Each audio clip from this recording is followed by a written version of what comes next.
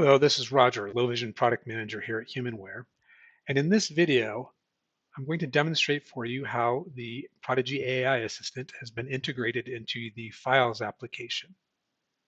So, as you can see on the screen below, I have Prodigi started up and it is in the carousel. I can navigate down to the center icon on the screen, which happens to be on Files right now. I can tap or click on Files to open it up, and it's landed on my samples folder, which I will use for today's demonstration. I'll click samples, open that folder, and then I will use my arrow keys. I could use a gesture to swipe, but I'm going to show an English sample right now. And then I'm going to navigate to a file that I want to use for this demonstration. So here is an English sample file, and I'm going to go ahead and open this up. And you can see that it is opening up with the Diamond Edge font in place. And the toolbar has been modified a little bit here. And you will see that the highlighted icon right now with my locator in blue is the play pause or the read back button. But if I tap my arrow key twice to the left, there's Diamond Edge, and one more time to the left, there's a new icon there. It is a callout bubble with 3 stars inside of it. And this is the Prodigi AI Assistant.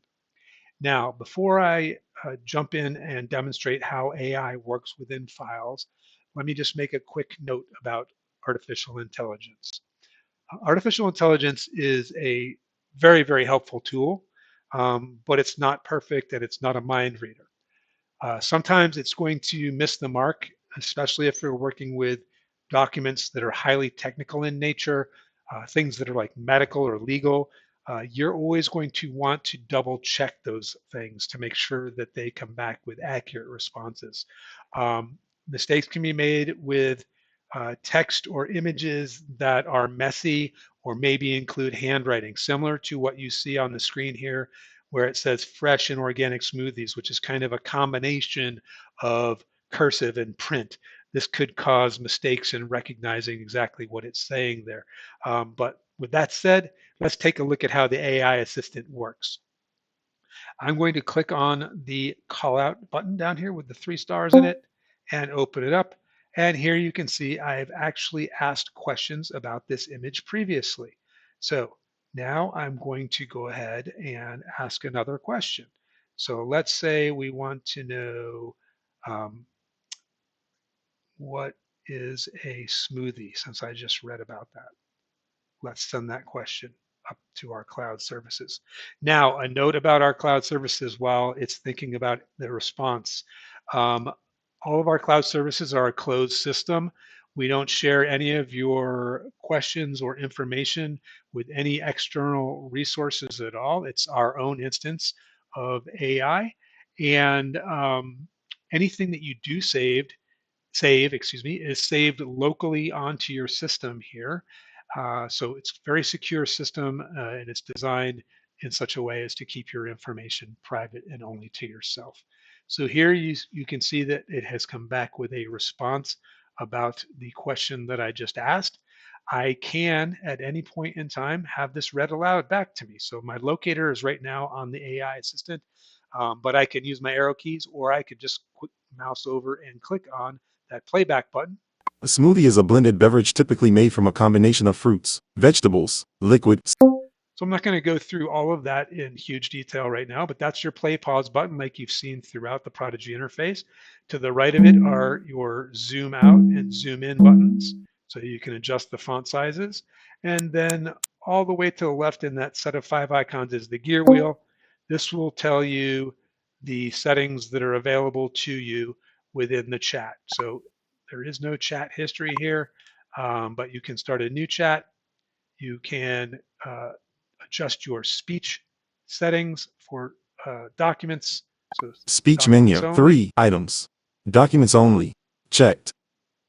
So these are covered in detail in the files video, so I'm not going to cover them all right now, but you can change your reading voice, the speech rate, the font size, and the font type within your sample documents there. It's also important to note that you can point and click for 1 second or with a finger press and hold for 1 second and start reading from anywhere. So let's say I wanted to start reading over again at the word A. I can just, Smoothie is a blended beverage typically made from a combination of fruits. I did that with a click for 1 second and release. It started reading, and then I came down and clicked the pause button to pause the reading again. So we can continue on. But again, remember when I opened this file, I had forgotten. I'd actually asked some questions about this before, and you can see that the history of what I've done with this document is all saved here with the document. So I can continue with that. And if I want to ask more questions, I can even come here and say, what is the picture at the bottom of the page? Now, I typed all that in. Let's select it in backspace. We can do it with our voice. There's a microphone here to the left. Let's click on that. What is the picture at the bottom of the page? Notice that the microphone changed to a black square. So when I was done recording, I tapped that black square, then my voice was translated to text, and what is the picture at the bottom of the page appears. So I didn't have to type it if I wanted to do voice input there. To the right is my submit button, as you see throughout Prodigy. I'll click on that now.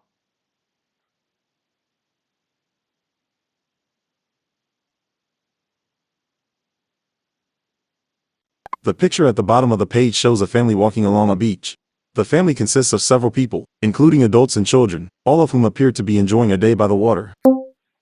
Pretty good description of what's on the page there. So we can continue asking questions. Again, when we close out, our history is saved.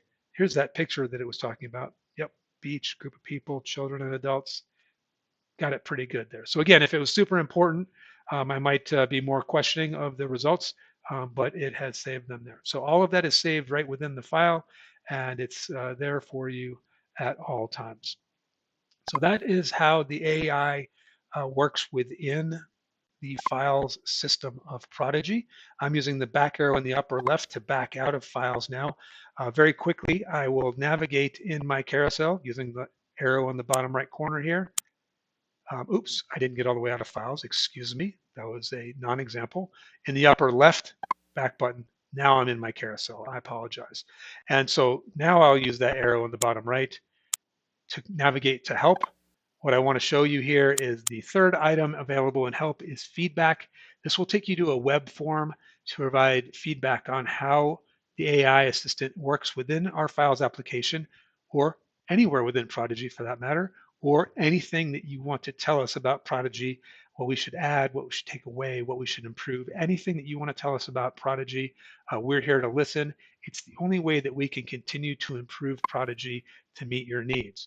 Also important to remember that there is a link to that same form within the YouTube description of this video. Of course, you can go to our website, there's feedback links there, and you can talk to your local representatives or whoever works for HumanWare that's nearby to tell them what your thoughts and needs are about Prodigy. Again, the only way we can improve it to meet your needs properly. Thanks for watching the video. Appreciate it.